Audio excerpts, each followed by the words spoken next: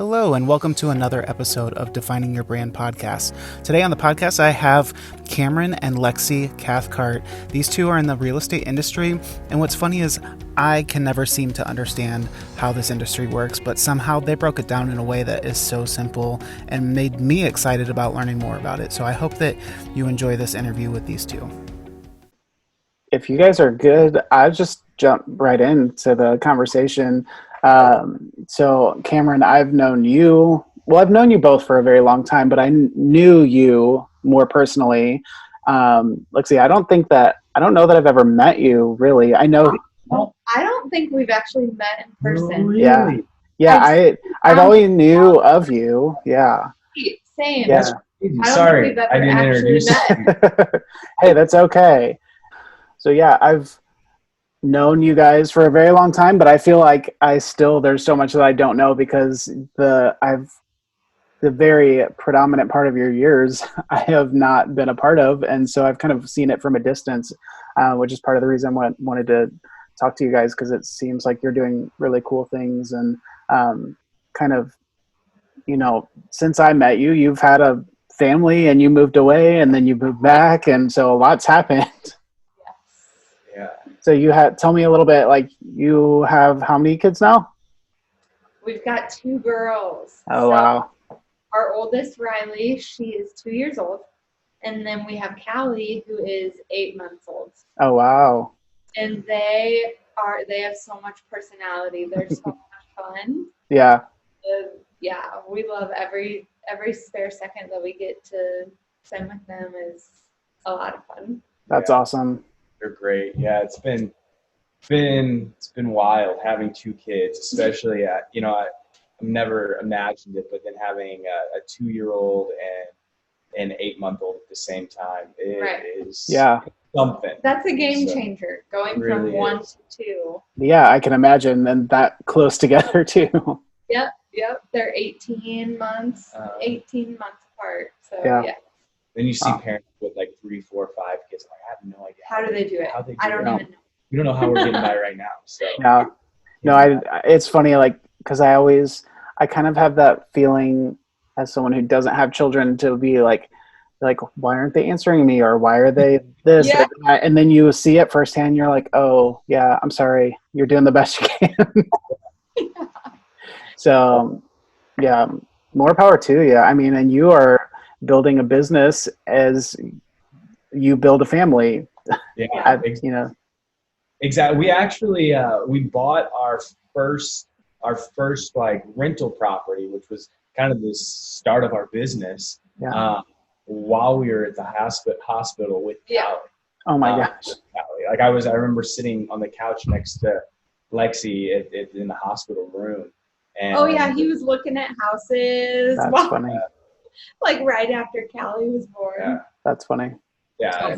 For those who don't know you, like, tell them a little bit about what you guys are doing. And I do want to hear like the start to where you are now and where you're wanting to go, but tell us a little bit about what you do. Cool. Okay.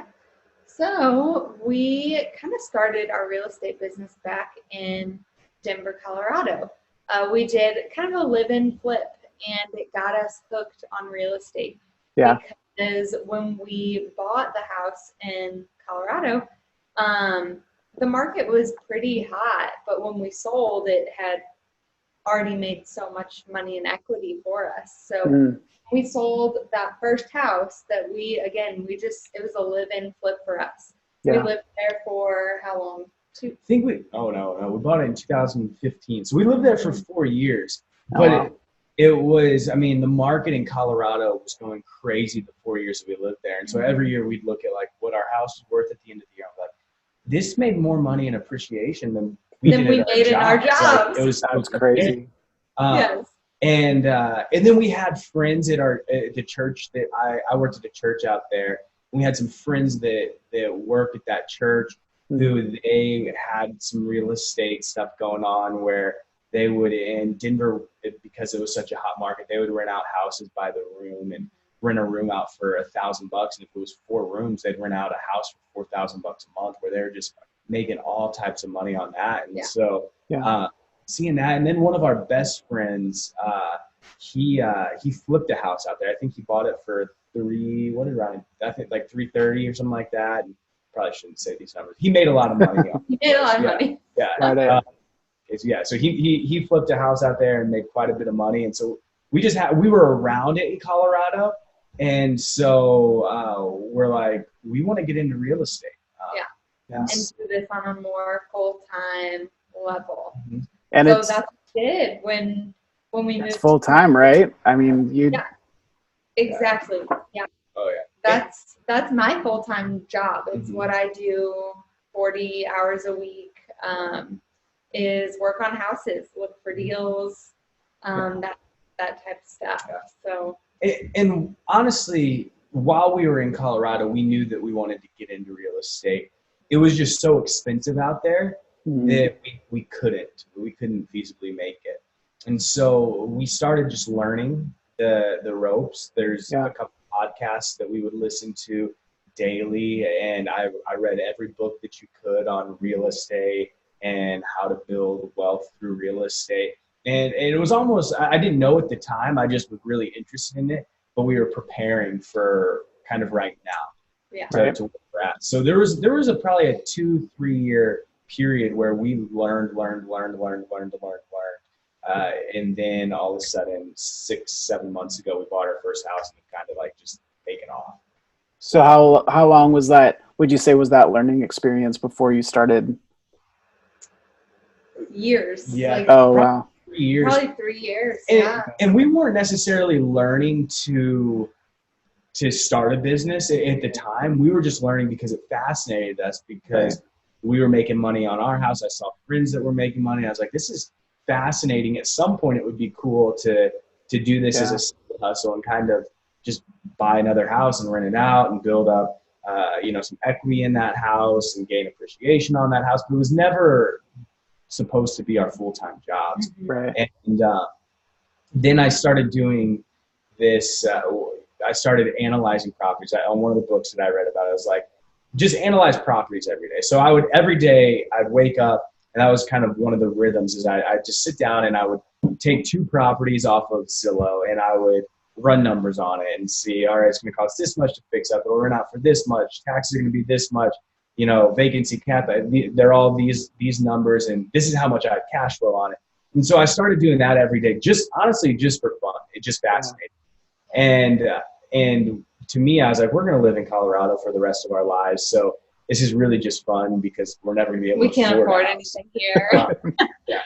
And then we got, pregnant with Callie, who's our second born, and started talking about what if we did move back to Missouri where we're closer to family.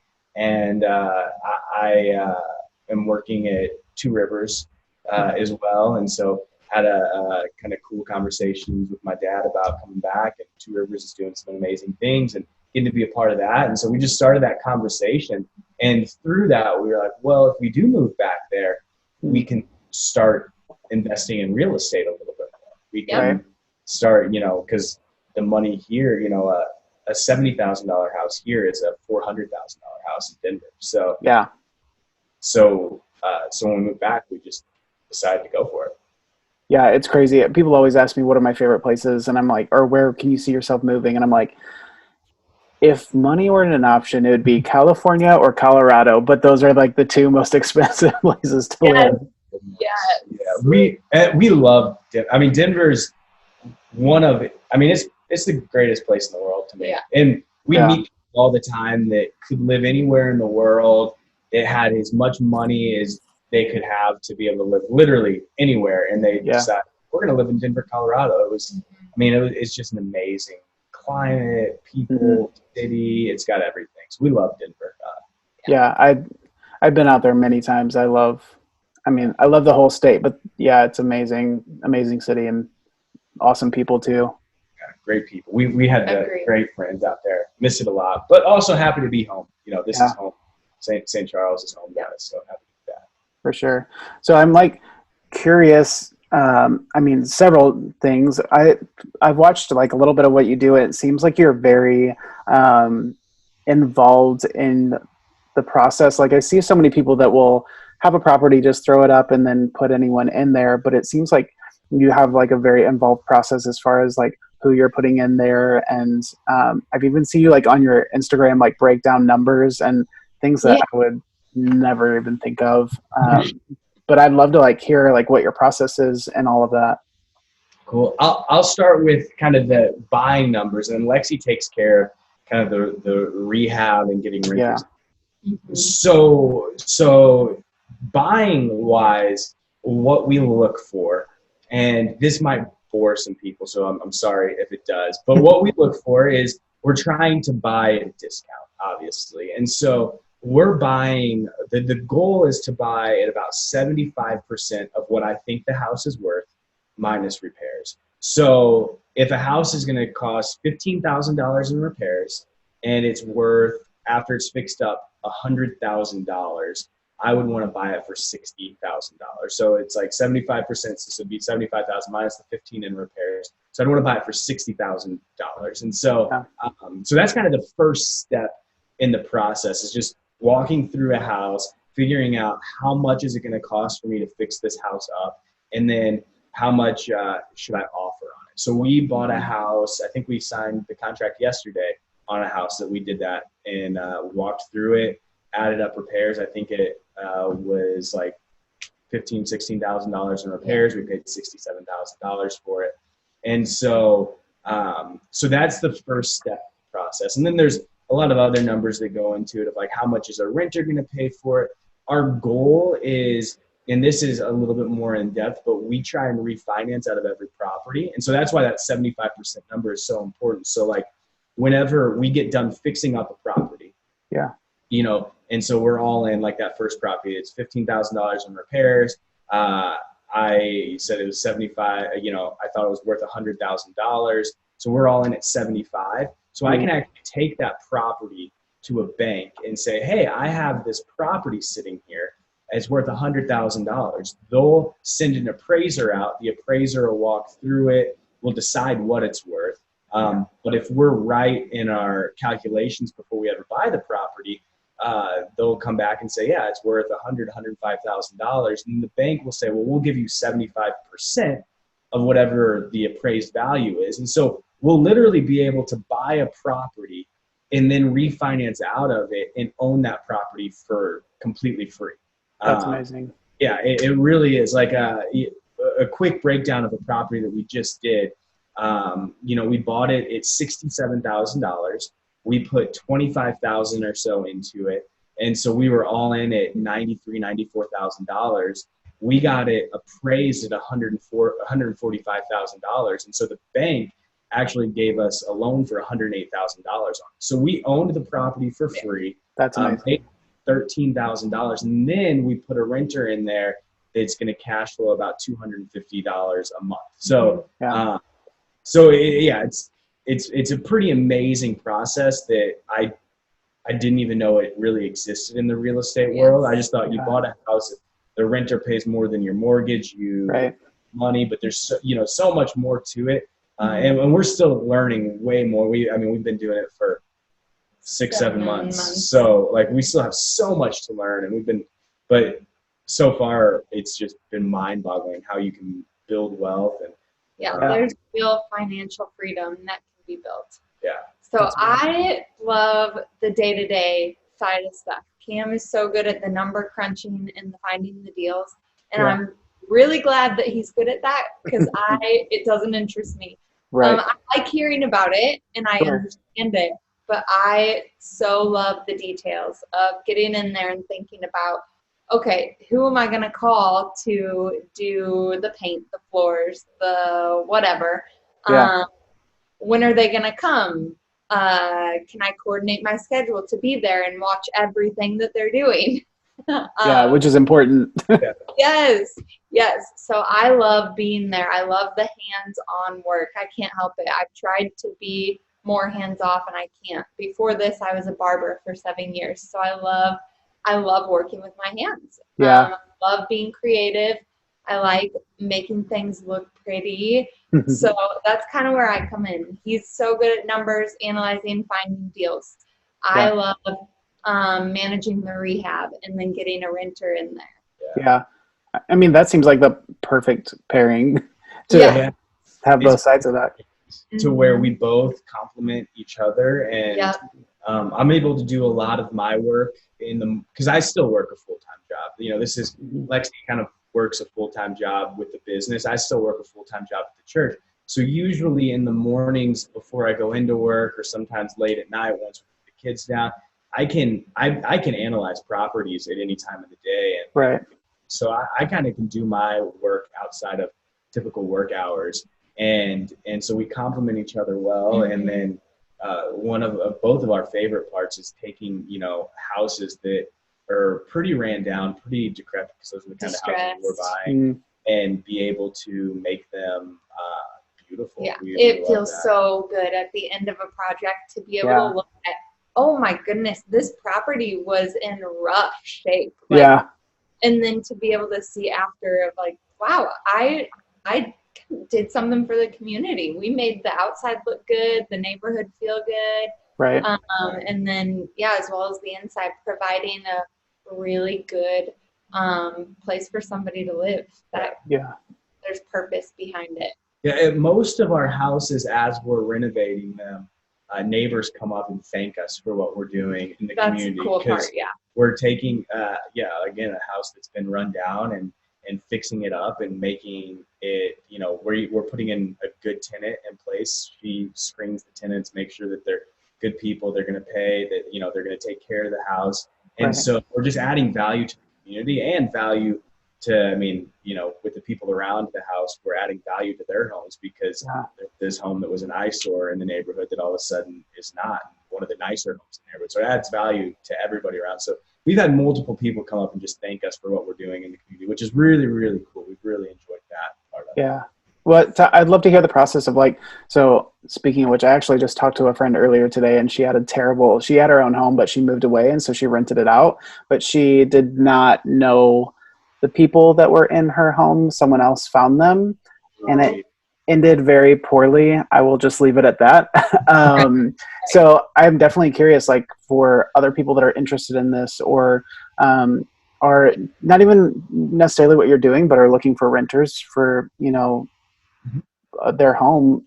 What's the process that you go through to make sure that these people are going to take care of it and, do what they say they're going to do and are who they say they are? Because even that was the situation that the story that they told them didn't kind of match up with who you met when you met them. So right. Yes. So I guess, it can totally go both ways. You can find somebody who is really going to take great care of your place and not bug you all the time and do the little repairs themselves. Or you can get somebody in there who's going to be bugging you every week about a light bulb that's broken or destroy your place completely. So it really can't, the screening process is so important. I can't say that enough. It really is important to take your time in finding the right person. So the first step that I do is after it's listed online, I will call people and just do a simple phone interview. So as to not waste time by just scheduling a tour with just anybody, I do a phone interview and I find out a lot of information right in that first 10 minutes that I talk to them. Yeah. And I try not to do most of the talking. I try to ask open-ended questions to get them to tell me what they're looking for in a house. And then you'll be surprised at the crazy stuff that they'll tell you just by saying, what are you looking for in a house? I once had somebody tell me, oh, I really want hardwood floors over carpet because my dog pees all the time and I just hate cleaning up dog pee out of carpet. It's just so much harder to clean up than hardwood. I'm like, okay, well, not going to work. I'm probably going to pass. Yeah. For a built-in basement with an actual, a door that leads outside because they're running an illegal daycare out of there. Oh yeah, or just so they rat themselves out. Most of the time they do if you just let them talk. So, do you want me? I have a very detailed list of what I do. You want me to spell it out real quick? Okay. Yeah, for sure. So first is the phone interview, and everybody wants to jump in and just tour right away. So I right up front say, hey, do you have 10 or 20 minutes just to chat about, one, what your needs are for a house, and two, what I'm looking for in a renter as well. And then we just spend 20 minutes on the phone talking about the house and about what my standards are. Then after that, if that checks out and it seems like it would be a good fit, then I tour the house with them. So then I get them in there. And I want to see them want the house, because if they are going to be excited about the house, then they're gonna respond much quicker to me. They're going to be communicative, and they have a little skin in the game. They want to be a good tenant. And usually after the phone call and after meeting them in person, I can kind of get a good feel, but not always. So then after that is the third step, where I am running a background check on everybody. Everybody who's over 18 years old that's going to live in that house has to pass the background check. The background check that I do comes with a credit check as well. So I'll see their credit score, I'll see their criminal record, I'll see their eviction history. When all of that checks out, then we meet up for things like the deposit. And then after that, we go through the lease detail by detail, and then I give them the keys. So it's a long process, but on purpose. Yeah. It's purposely a long process. For sure. To find that tenant who's gonna, have patience and be excited about the property, and they want to show me that they're going to be a good tenant. So it takes time. We're very picky. For instance, we just rented out a house today that we probably had 100 plus phone calls on. Oh yeah. And another 20 walkthroughs on it, and then had multiple people go to the background process where we'll run the background check and they'll have stuff pop up. And the reason that we're picky is because, there's kind of two ways of doing this whole, rental thing, where landlording. There's some people that buy a house and they won't fix it up at all, and they'll just rent it out to anybody that comes along, and they won't necessarily take great care of it. But we kind of pride ourselves in making a house a lot better. We want to add value to it. And so all of our houses, we spent, 20 plus grand remodeling, sometimes more than that. One of our houses, some of them get up into the 30s or 40s. And so it's a brand new, everything's nice. We put new appliances, granite, we put nice vinyl plank flooring, new bathrooms, tile on the. So it's basically a brand new house when that person's getting into it. And so we want somebody that's going to go in there and take care of it. And granted, we know we're going to mess up like that. We account for that in our numbers. And we've been renters. Yeah. We know that somebody's going to get in there and not water the grass. But we account for all of that in our numbers, in the numbers that I run, and I account for that, hey, somebody at some point in time is going to come in here and absolutely destroy the house. So we kind of set aside money to save up for that. But we really want to be picky and make sure that we find the exact right tenant. And so even in our numbers, I account for vacancy up top of while we're trying to find the right tenant, we're just gonna have to sit on a house for 2, 3, 4 months. And so I even account for that in our numbers to where everything's accounted for. And so we just want to find the exact right tenant that's going to take care of the house. It's going to add, again, talking about adding value, it's going to add value to the neighbors. The last house, the house that we rented out one this morning where we actually signed the lease papers. But both of the neighbors came up to us and specifically said, hey, we just want you to find a good neighbor for us. But not in such nice words. Yeah. Well, because the people at this house before we bought it were not great neighbors. They destroyed the house. And so that's one thing that we want to do is add value to everybody that's living around there. And so part of that is finding people that are going to be good neighbors, or at least seemingly. Again, we're going to mess up at some point, but hoping to find somebody that's going to add value to everybody around there. So. Right. Yeah. I mean, and there's no matter what you do, you can prepare for the worst, and still no matter what you do, there's going to be something that happens that is unaccounted for, that's unexpected. And so, yeah, I mean, there's always going to be something, but it's, I think, amazing that you guys kind of predict that that's going to happen. Because I think that a lot of people, they forget to, they always assume the best situation. And I can do that for, much less riskier scenarios. But in a situation like that, you gotta prepare for the worst. And kind of going back to the very beginning of this conversation, we're talking about like the mastermind that we're in. We would have never thought of that either. We would have. I'm a very optimistic person, and so I would have been like, yeah, get them in there, they'll be fine. Like, and I think the entire world works on the honor system, because I'm like, if you're nice, they're going to be nice back to you. Everything's fine. And so that's just who I am as a person. And so one, Lexi's good because she's a lot strict. Like another reason why our roles fit us so well is because I'll listen to a sob story of like, yeah, I've been evicted 6 times, but it was because of this, and this. I'm like, oh, they seem really nice. Let them in. Right.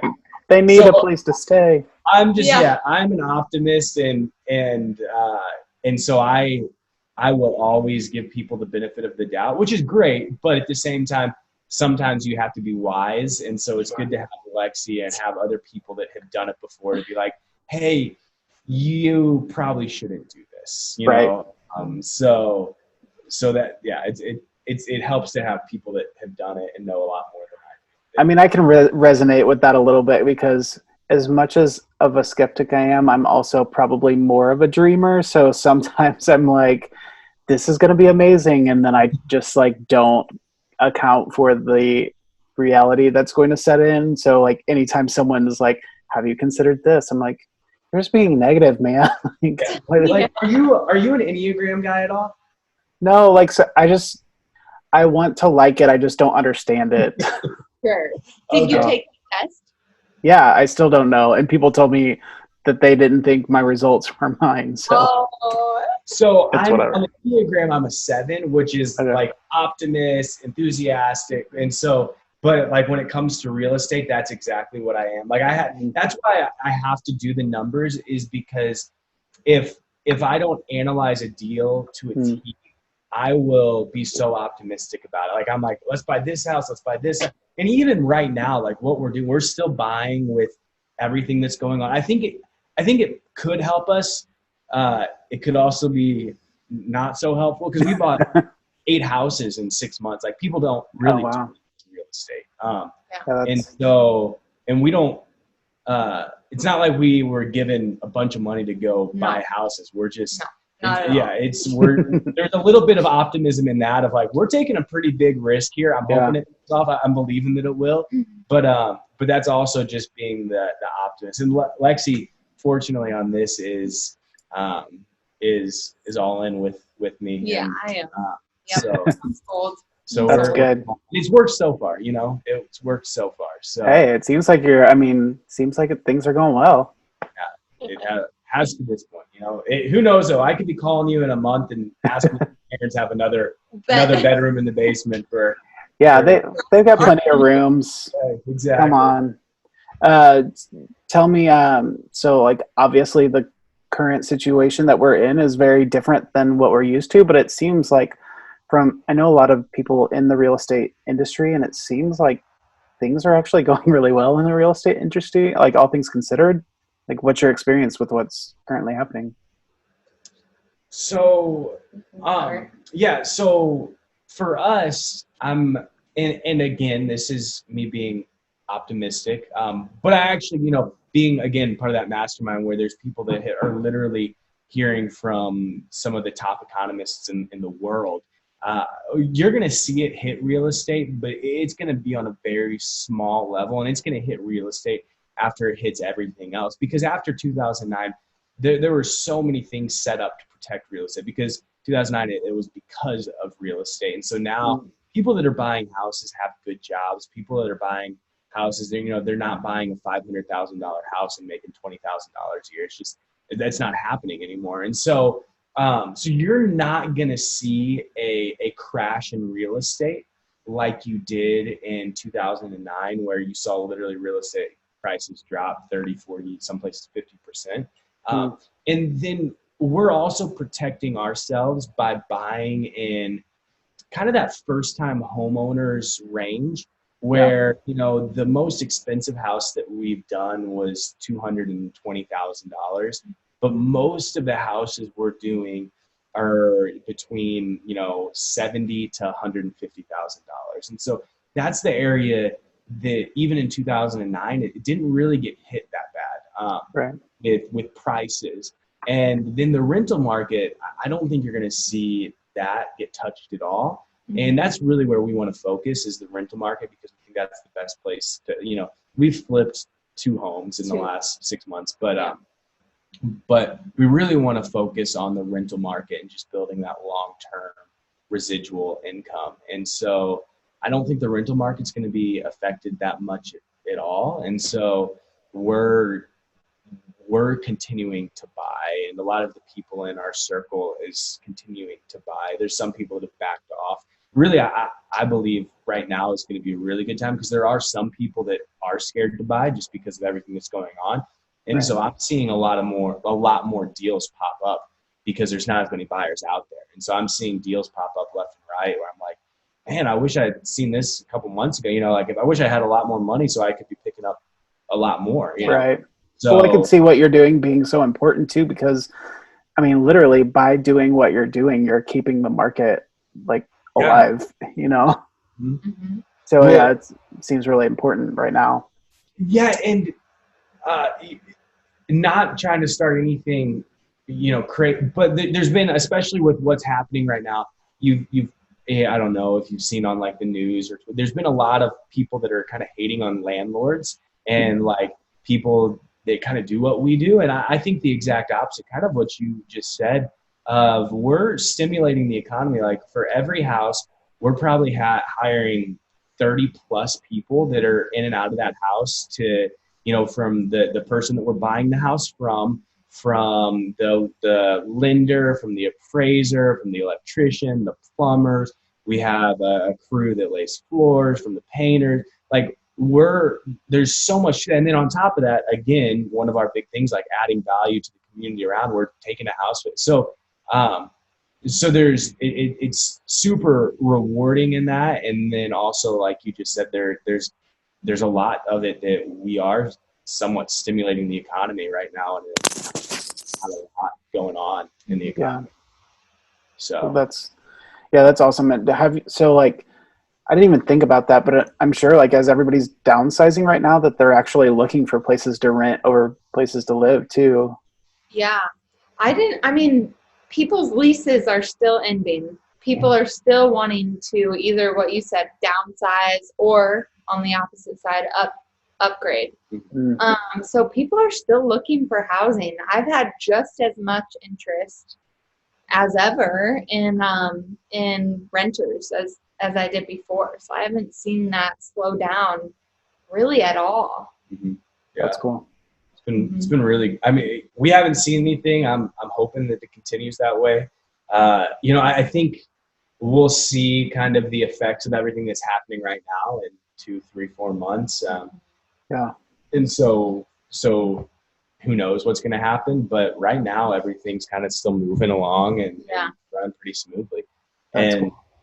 It works great for us because housing is still an essential business. And so we're still able to get people in and working on houses. And when we go and walk through houses to see if it's something that we'll buy, if there's somebody there, we'll wear a mask or gloves. I walked through one 2 days ago and had to wear, mask and gloves. So we'll be safe in that aspect, but we're kind of still moving along as usual. That's cool. So tell me a little bit, Lexi, are you, when you kind of focusing on the inside of the house, are you actually doing what does that remodel process kind of look like? Because that's the part that I love. I love the numbers, but I don't want to do them. Neither do I. Today's sponsor is brought to you by Live Well, Love Well Apparel. Live Well, Love Well Apparel is a t-shirt company, but it's not just a t-shirt company.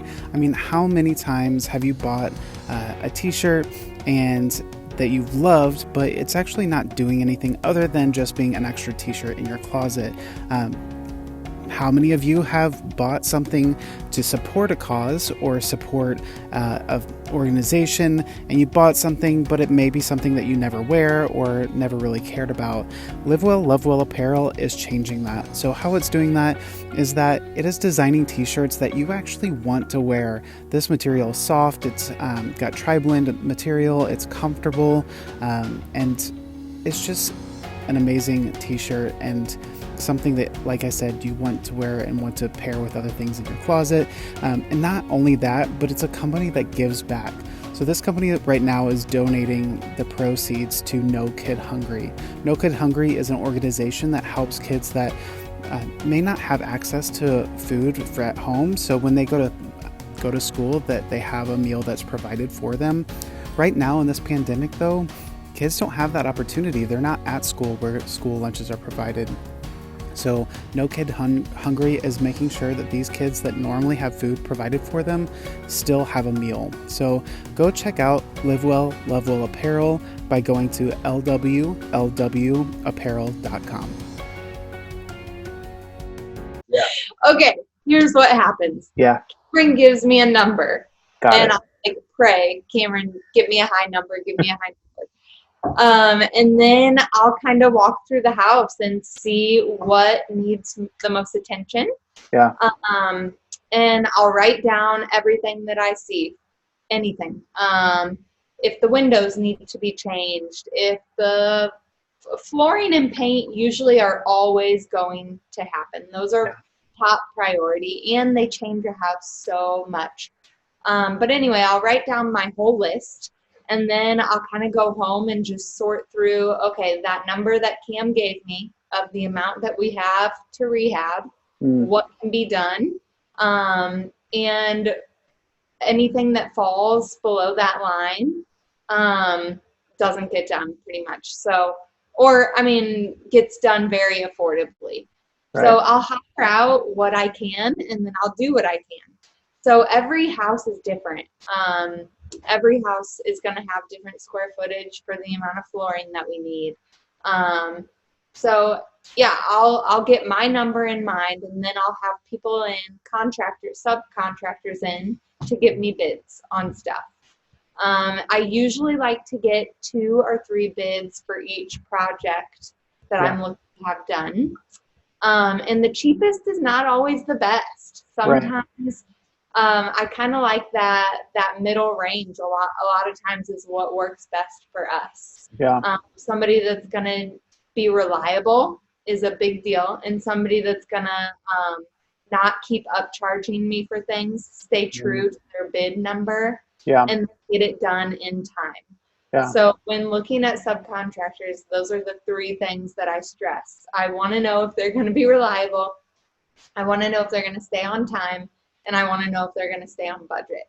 Yeah. I mean, speaking of that, having friends that have had horror stories, I've had friends that have renter horror stories, but also contractor horror stories. Yeah. Yeah. See, that in our group that Cam's talked about, a lot of people complain about dealing with contractors. Yeah. So we're lucky to have found 2 really, really good crews. Yeah. Nice. And the more that we use them, the better they want to do for us, if that makes sense. For sure. We're going to keep getting them gigs. Yeah. So they want to keep being reliable and keep being on time. One thing as owners that you can do to make contractors happy is pay them so fast. So when they get the job done, and you go walk through the house and make sure that everything is to your liking, pay them quick. But don't pay them until the job's That over. is exactly what I was going to say, because after they're paid, they are not coming back. It removes the motivation real quick. Again, being the optimist that I am in Colorado, so we did a live-in flip where we put about $25,000 or $30,000 into the house that we bought in Colorado, where we redid floors and we took out a wall in the kitchen that opened it up to the living room. And so we had a contractor come through and he gave us a bid. I think it was like $10,000 or whatever. And again, I was like, man, if you're good to people, they'll be good back. And so he gave us this bid for 10 grand. He's like, you can just pay me at the end. I'm like, no, man, I'll pay you up front. I trust Yes. you. Gave him Literally said, you can pay me at the end. And Cam says, no, I'll just I was thinking right like, now. oh, this dude just paid me. Like, I love this guy. He's trusting me. I'm going to be back tomorrow morning at 5 a.m. and knock this out. Anyway, paid him $10,000 up front.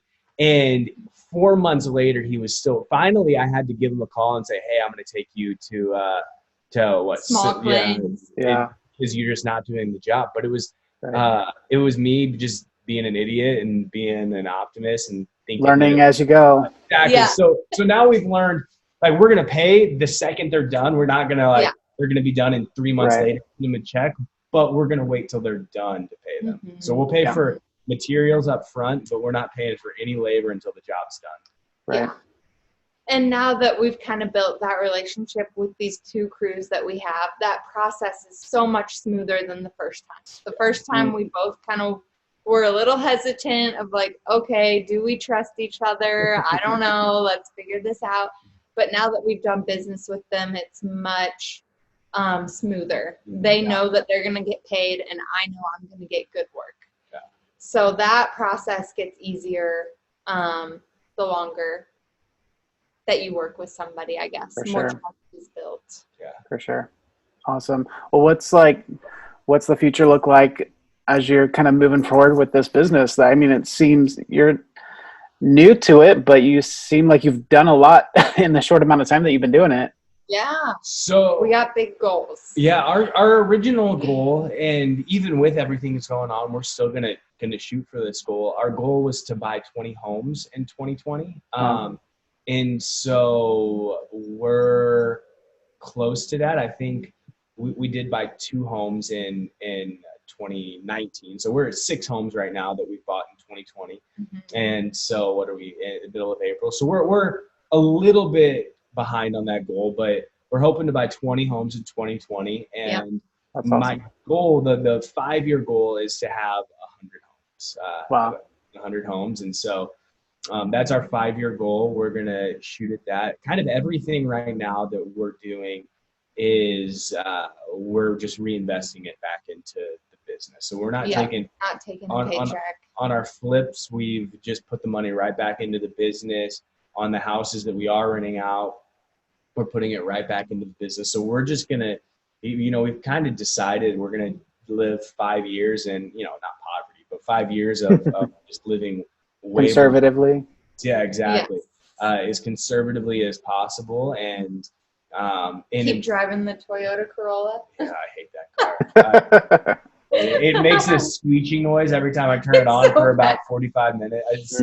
It's rough. Cold out. It squeals. Well, and when we first moved back, it was when all the flooding was going on here in Missouri, and it got flooded. And so it smelled, it's just a terrible car. Mm-hmm. But we're going to drive it until it stops. It's almost like with pride. We're keeping it with I'm not pumped about keeping it, but we're going to keep it. But we're saving money. Yeah, we're trying to, everything that we do right now, we're just putting into this real estate business. And in 5 years, we'll reevaluate and see where we are. But right now, we've got our heads down, and we're trying to build this thing. One of, that's really, we're going for it. Well, you started so young. I mean, I feel like are going to be ahead of the game if you starting when you did. Yeah, I kick myself because I wish I would have started even when I was younger. Me too. But that's the goal. Is we're 28 years old, and so in 5 years, if we could be 30, in 5 years, you'll still be younger than me now.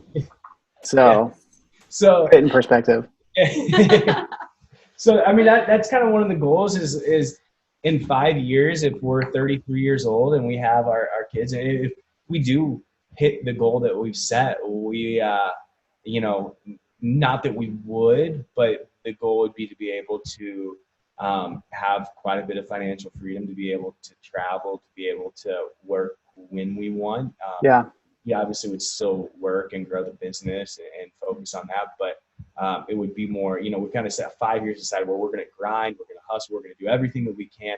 And then in 5 years, we might take some time to say, you know what, we only want to work 15 hours a week this year. we can do it because we have all this residual income from the house and set systems up to be able to. Yeah, for sure. So, Oh yeah, systems are huge.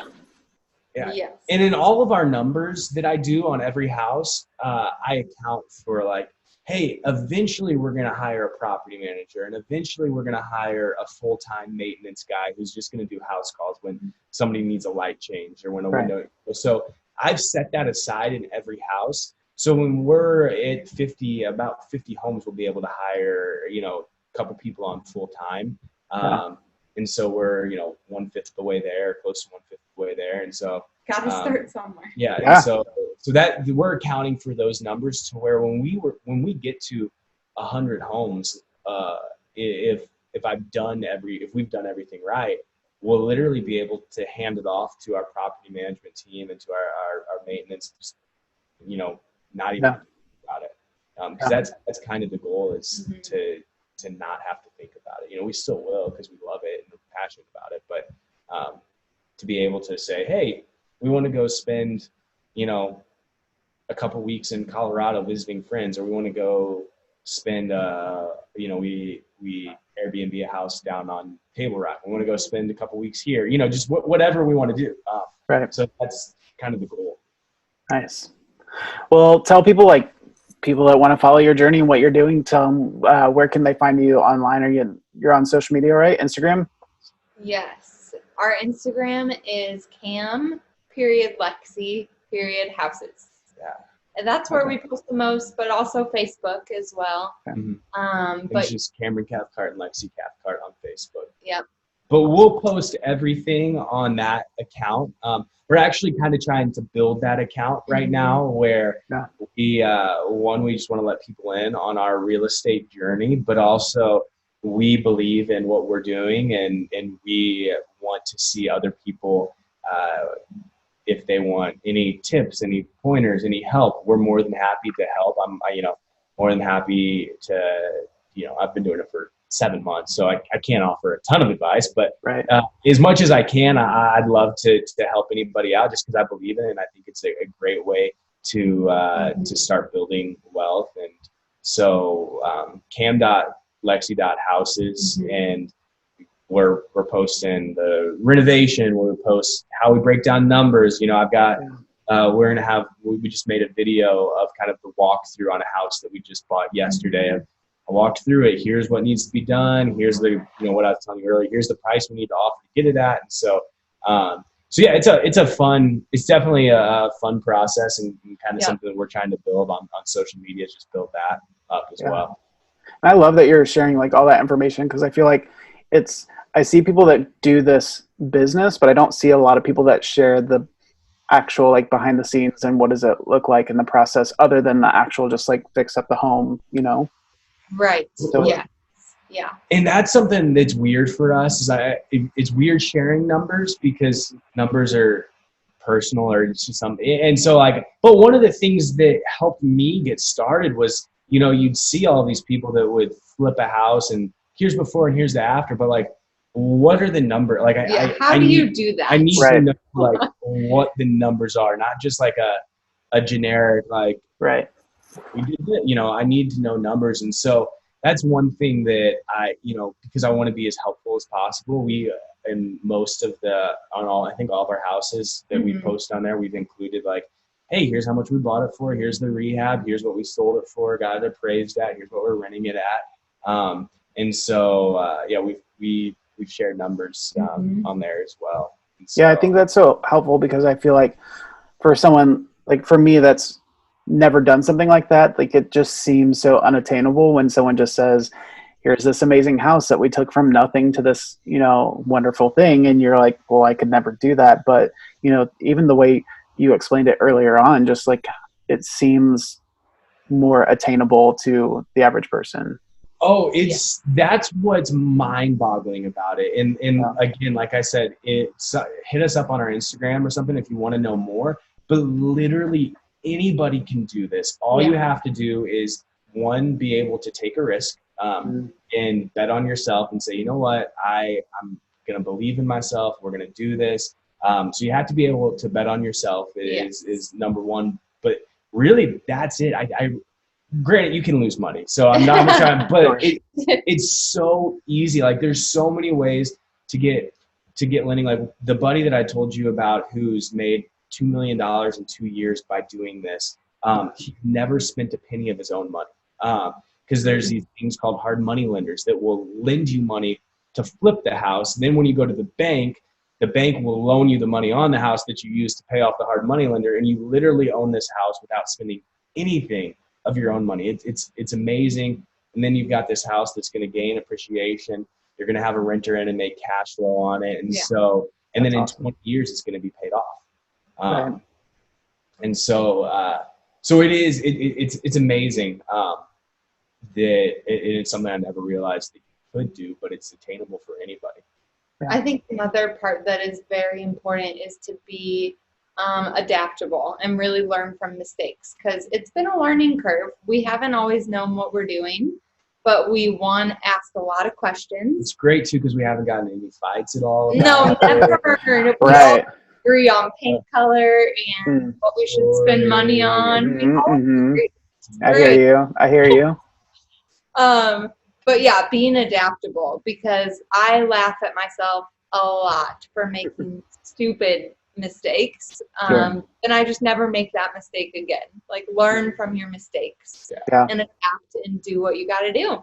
Well, yeah. And I know you probably are trying to, so one of the things that Lexi and I kind of have went into this saying, if we don't make a penny for the next 2 to 3 years, but we've learned a lot, then we're fine with that. Like we don't want to lose money, but if we're over the next 3 years, if on all of the houses we're breaking even and we're just kind of doing a lot of work for free, like we're just learning. And then from year 3 to 10, that's when we're going to hit our stride and start making money. Now, fortunately for us, it hasn't been that way so far, where we have actually been able to make some money and had some really good buys. But we're going into it of like, hey, we're learning for the next couple of years. We don't have to make a penny off of this.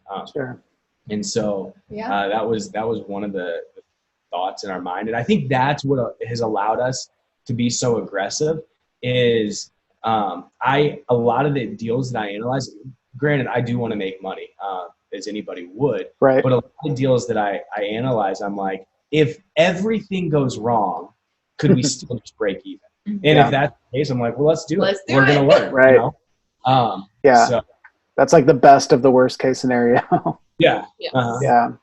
So that's awesome. Well, thank you so much for sharing all of the journey and being so like honest and upfront about kind of the behind the scenes, because I know that I think people really appreciate that part of what you guys do. Well, thank you for having us. It's been a blast. you. It's been great talking to you. It's been likewise. It's been long, so I know we'll need to catch up again soon. More quick than whatever it's been 15 years. We will for sure. When all of this is over, we'll go grab coffee. So absolutely. Thank you for having us on. I really enjoyed hearing what you guys do, and like I said, you guys share things that other people don't, so it's cool to be able to hear that kind of more real thing that people can actually grab onto. Thank you. Well, thank you. Yeah. All right. Well, you guys have a good day. We'll talk to you later. You too. It's great seeing you. All right. You too. Bye. Bye.